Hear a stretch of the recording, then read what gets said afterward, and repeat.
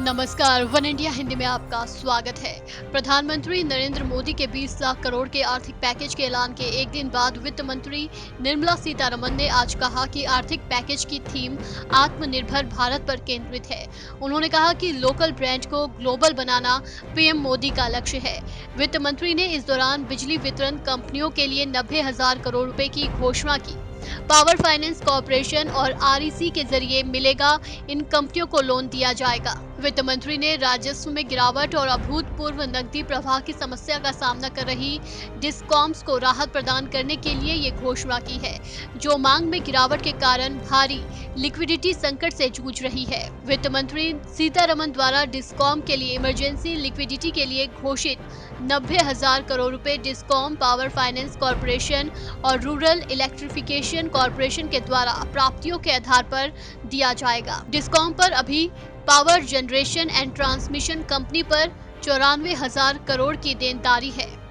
Discoms today are facing unprecedented cash flow problems. They desperately need help. Otherwise, they are unable to pay the power generating companies. You know, all the states, Discoms are in serious crisis. So in order to help them, there is a emergency liquidity injection which is happening to the extent of 90,000 crores.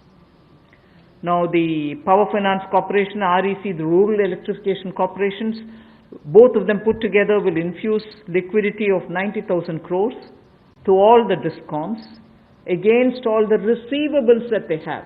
They are sitting there without getting paid. In turn, they are not able to pay the Gencos. In turn, the Gencos are wondering where they will have more money to pay for producing electricity.